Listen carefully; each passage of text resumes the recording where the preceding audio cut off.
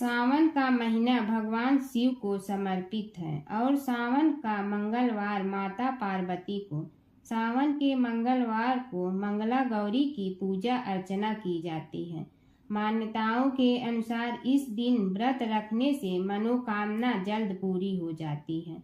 सुहागन महिलाएं अगर इस व्रत को रखती हैं तो उन्हें अखंड सौभाग्यवती होने का वरदान प्राप्त होता है। सावन में मंगलवार को सुहागिन महिलाएं पूरे दिन व्रत रखकर शाम को मंगला गौरी की विधि विधान से पूजा अर्चना करती हैं। हिंदू धर्म में इस व्रत का विशेष महत्व है। मान्यताओं के अनुसार इस व्रत को रखने और कथा सुनने से मनोकामना जल्द पूर्ण हो जाती है। माँ मंगला गौरी व्रत की कथा। पौराणिक कथा के अनुसार एक समय की बात है, एक शहर में धर्मपाल नामक एक व्यापारी रहता था। उसकी पत्नी काफी खूबसूरत थी और उसके पास काफी संपत्ति थी, लेकिन उनके कोई संतान नहीं होने के कारण वे काफी दुखी रहा करते थे। ईश्वर की कृपा से उनको एक पुत्र की प्राप्ति हुई, लेकिन वह अल्पायु था। उसे यह श्राप मिला था कि 16 वर्ष की उम्र में सांप के काटने से उसकी मौत हो जाएगी।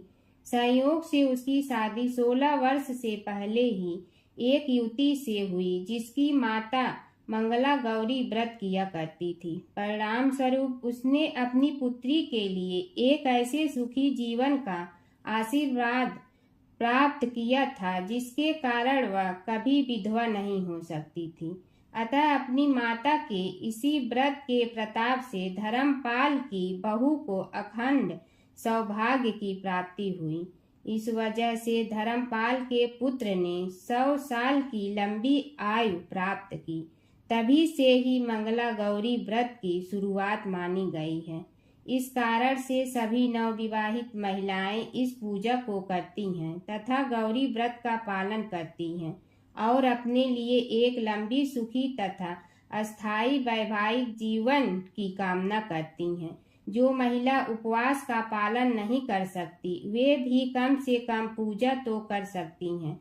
इस कथा को सुनने के बाद विवाहित महिला अपनी सास तथा ननद को 16 लड्डू देती हैं। इसके बाद वे यही प्रसाद ब्राह्मण को भी देती हैं। इस विधि को पूरा करने के बाद बाती 16 वाली दिए देवी की आरती करती हैं। व्रत के दूसरे दिन बुधवार को देवी मंगला गौरी की प्रतिमा को नदी या पोखरे में विसर्जित कर देती हैं। अंत में मां गौरी के सामने हाथ जोड़कर अपने समस्त अपराधों के लिए एवं पूजा में हुई भूल चूक के लिए क्षमा मांगना चाहिए। इस व्रत और पूजा को परिवार की खुशी के लिए लगातार 5 वर्षों तक किया जाता है। अतः शास्त्रों के अनुसार यह मंगला गौरी व्रत नियमों के अनुसार करने से प्रत्येक मनुष्य के वैवाहिक सुख में बढ़ोतरी होकर पुत्र पौत्रादि भी अपना जीवन सुख पूर्वक गुजारते हैं। ऐसी इस व्रत की महिमा है। ईश्वर बोले, हे सनत कुमार, अब मैं अत्युत्तम भौम व्रत का वर्णन करूंगा, जिसके अनुष्ठान करने मात्र से वैधव्य नहीं होता है। विवाह होने के पश्चात 5 वर्षों तक यह व्रत करना चाहिए। इसका नाम मंगला गौरी व्रत है। यह पापों का नाश करने वाला है। विवाह के पश्चात प्रथम श्रावण शुक्ल पक्ष में पहले मंगलवार को यह व्रत आरंभ करना चाहिए। केले के खंभों से सुशोभित एक पुष्प मंडल बनाना चाहिए और उसे अनेक प्रकार के फलों तथा रेशमी वस्त्रों से सजाना चाहिए। उस मंडप में अपने सामर्थ्य के अनुसार देवी की सुवर्णमयी अथवा अन्य धातु की बनी प्रतिमा स्थापित करनी चाहिए। उस प्रतिमा को 16 उपचारों से, 16 दूर्वा दलों से, 16 चावलों से तथा 16 चने की दालों से मंगला गौरी नामक देवी की पूजा करनी चाहिए और 16 बातियों से 16 दीपक जलाने चाहिए। दही तथा भात का नैवेद्य भक्ति पूर्वक अर्पित करना चाहिए। देवी के पास ही पत्थर का सील तथा लोढ़ा स्थापित करना चाहिए। 5 वर्ष तक इस प्रकार से करने के पश्चात उद्यापन करना चाहिए। माता को वायन प्रदान करना चाहिए, जिसकी विधि आप सुनिए। अपने सामर्थ्य अनुसार एक पल प्रमाण सुवर्ण की अथवा उसके आधे प्रमाण की अथवा उसके भी आधे प्रमाण की मंगला गौरी की प्रतिमा निर्मित करानी चाहिए। अपनी शक्ति के अनुसार स्वर्ण आदि के बने तंडुल पूरित पात्र पर वस्त्र तथा रमणी कंचु की ओढ़नी रखकर उन दोनों के ऊपर देवी की प्रतिमा स्थापित करनी चाहिए। पास में चांदी से निर्मित सील तथा लोढ़ा रखकर माता को वायन प्रदान करना चाहिए। इसके बाद 16 सुहागिनियों को प्रयत्न पूर्वक भोजन कराना चाहिए। हे विप्र, इस विधि से व्रत करने पर 7 जन्मों का सौभाग्य बना रहता है और पुत्र आदि के साथ संपदा विद्यमान रहती है। सनत कुमार बोले, सर्वप्रथम इस व्रत को किसने किया था और किसको इसका फल प्राप्त हुआ? हे शंभु, जिस तरह से मुझे इसके प्रति निष्ठा हो जाए कृपा करके वैसे ही बताइए। ईश्वर बोले, हे सनत कुमार, पूर्व काल में कुरु देश में श्रुति कीर्ति नामक एक विद्वान कीर्तिशाली शत्रुओं का नाश करने वाला 64 कलाओं का ज्ञाता तथा धनुर्विद्या में कुशल राजा हुआ था। पुत्र के अतिरिक्त अन्य सभी शुभ चीजें उस राजा के पास थी। अतः वह राजा संतान के विषय में अत्यंत चिंतित हुआ और जब ध्यान पूर्वक देवी की आराधना करने लगा तब उसकी कठोर तपस्या से देवी प्रसन्न हो गई और उससे यह वचन बोली, हे सुव्रत, वर मांगो। श्रुतकीर्ति बोला, हे देवी, यदि आप मुझ पर प्रसन्न है तो मुझे सुंदर पुत्र दीजिए। हे देवी, आपकी कृपा से अन्य किसी भी वस्तु का अभाव नहीं है।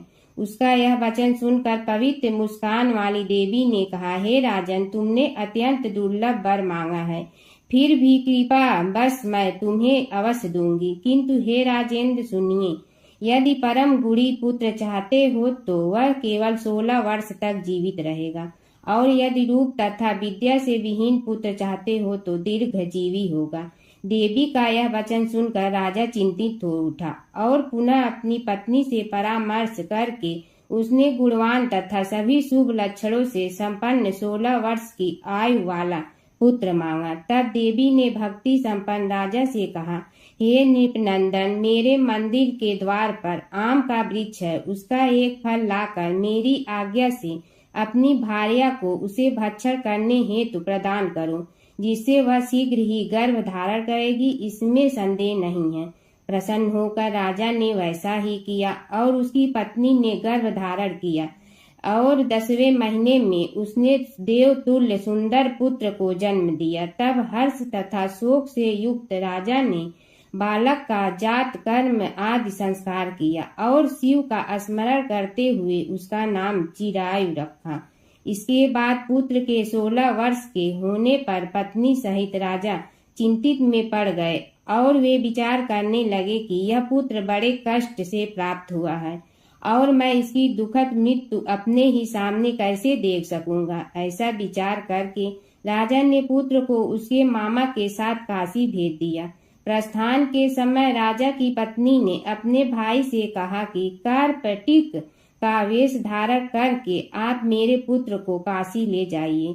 मैंने भगवान मृत्युंजय से पूर्व में पुत्र के लिए प्रार्थना की थी और कहा था कि हे विश्वेश, आप जगत पत्नी की यात्रा के लिए मैं उस पुत्र को अवश्य भेजूंगी। अतः आप मेरे पुत्र को आज ही ले जाइए और सावधानी पूर्वक इसकी रक्षा कीजिए।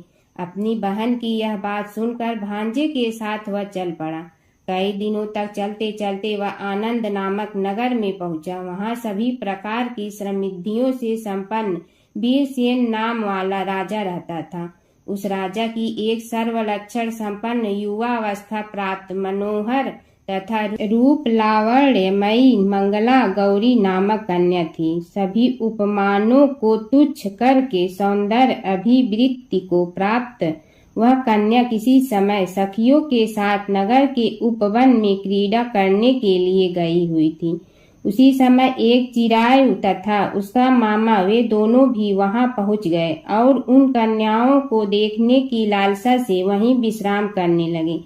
इसी बीच विनोद पूर्वक क्रीड़ा करती हुई उन कन्याओं में से किसी एक ने कुपित होकर राजकुमारी को यह कुवचन कह दिया। तब उस अशुभ वचन को सुनकर राजकुमारी ने कहा, तुम अनुचित बात क्यों बोल रही हो? मेरे कुल में तो इस प्रकार की कोई नहीं है। मंगला गौरी की कृपा से तथा उनके व्रत के प्रभाव से विवाह के समय जिसके सर पर मेरे हाथ से अक्षत पड़ेंगे, हे सखी, यह यदि अल्प आयु वाला होगा तो भी चिरंजीवी हो जाएगा। इसके बाद वह सभी कन्याएं अपने अपने घर चली गईं। उसी दिन राजकुमारी का विवाह था।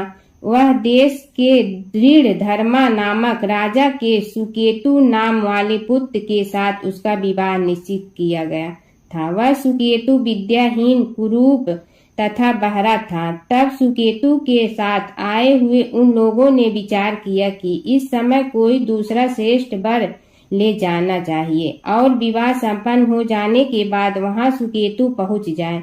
उन लोगों ने चिरायु के मामा के पास जाकर याचना की, आप इस बालक को हमें दे दीजिए जिससे हमारा कार्य सिद्ध हो जाए।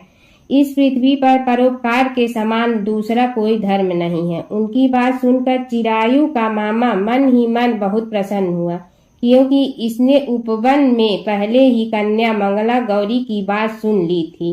फिर भी उसने एक बार कहा कि आप लोग इसे किस लिए मांग रहे हैं? कार्य की सिद्धि हेतु वस्त्र, अलंकार आदि मांगे जाते हैं, वर तो कहीं भी नहीं मांगा जाता। तथापि आप लोगों का सम्मान रखने के लिए मैं इसे दे रहा हूँ।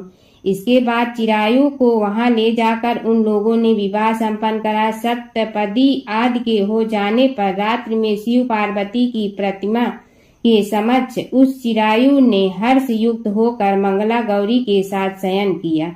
उसी दिन चिरायु के 16 वर्ष पूर्ण हो चुके थे और अर्धरात्रि में साक्षात काल्प सर्प रूप में वहां आ गया। इसी बीच संयोगवश राजकुमारी जाग गई। उसने उस महासर्प को वहां देखा और वह भय से व्याकुल होकर कांपने लगी। तभी उस कन्या ने धैर्य धारण 16 उपचारों से सर्प की पूजा की और पीने के लिए उसे दूध दिया। उसने दीनता भरी बाणी में उस सर्प की प्रार्थना तथा स्तुति की।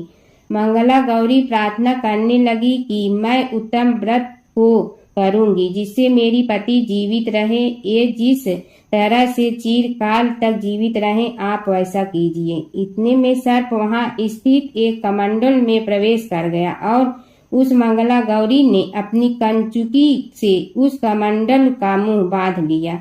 इसी बीच उसका पति अंगड़ाई लेकर जाग गया और अपनी पत्नी से बोला, हे प्रिय, मुझे भूख लगी है।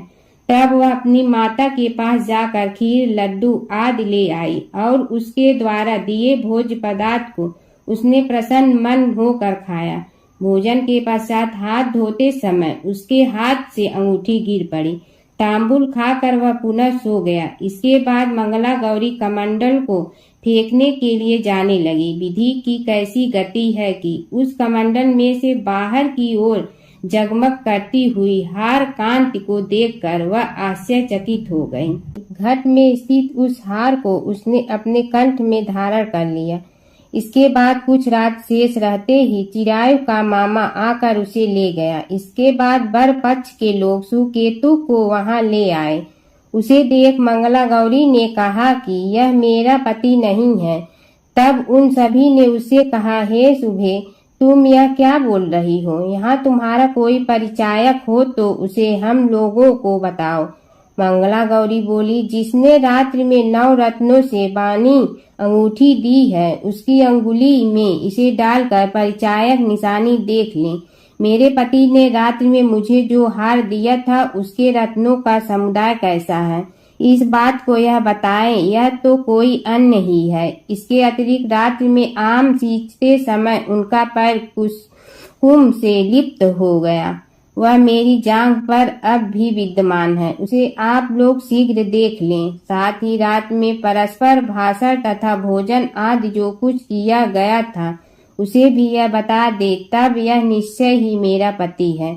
इस प्रकार उसका वचन सुनकर सभी ठीक है कहने लगे। किंतु जब एक भी बात न मिली तब सभी ने सुकेतु को उसका पति होने से निश्चित कर दिया और वर पक्ष वाले जिस तरह से आए थे उसी तरह से चले गए। उसके बाद अपने वंश को बढ़ाने वाले महान यश से संपन्न तथा परम मनस्वी मंगला गौरी के पिता ने अन्न पान आदि का सत्य बनाया।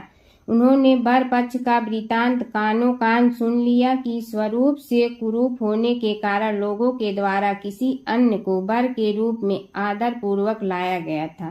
तब उन्होंने अपनी कन्या को पर्दे के भीतर बिठा दिया। उसके बाद 1 वर्ष बीतने पर यात्रा करके चिरायु अपने मामा के साथ यह देखने आया कि विवाह के बाद वहाँ क्या हुआ। तब उसे गवा के भीतर से देखकर वह मंगला गौरी अत्यंत प्रसन्न हुई और माता पिता से बोली कि मेरा पति आ गए हैं। राजा ने अपने श्रू सज्जनों को बुलाकर पूर्व में कहे गए सभी परिचायकों को निशानी को देखकर मंद मुस्कान वाली अपनी कन्या चिरायु को सौंप दी। राजा ने शिष्ट जनों को साथ लेकर विवाह का उत्सव कराया। इसके बाद राजा वीरसेन ने वस्त्र आभूषण आदि सेना घोड़े रथ और अन्य भी बहुत सी सामग्रियां देकर उन्हें विदा किया। उसके बाद कुल को आनंदित करने वाला वह चिरायु पत्नी तथा मामा को साथ लेकर सेना के साथ अपने नगर पहुंचा। लोगों के मुख से उसे आया हुआ सुनकर उसके माता पिता को विश्वास नहीं हुआ। उन्होंने सोचा कि प्रारब्ध अन्यथा कैसे हो सकता है। इतने में वह अपने माता पिता के पास आ गया और स्नेह से परिपूर्ण वह चिरायु भक्ति पूर्वक उनके चरणों में गिर पड़ा। तब अपने पुत्र का मस्तक सूंघकर उन दोनों ने परम आनंद प्राप्त किया। पुत्र वधू मंगला गौरी ने भी सास ससुर को प्रणाम किया। तब सास उसे अपनी गोद में बिठाकर सारा वृतांत शीघ्रता पूर्वक पूछने लगी। हे महामुनि, जब पुत्र वधू ने भी मंगला गौरी के उत्तम व्रत महात्म तथा जो कुछ घटित हुआ था वह सब वृतांत बताया। हे सनत कुमार, मैंने आपसे इस मंगला गौरी व्रत का वर्णन किया हूँ। जो कोई भी इसका श्रवण करता है अथवा जो इसे कहता है उसके सभी मनोरथ पूर्ण हो जाते हैं, इसमें संदेह नहीं है। सूत जी बोले, हे ऋषियों, इस प्रकार शिव जी ने सनत कुमार को यह मंगला गौरी व्रत बताया और उन्होंने सभी कार्यों को पूर्ण करने वाले इस व्रत को सुनकर महान आनंद प्राप्त किया।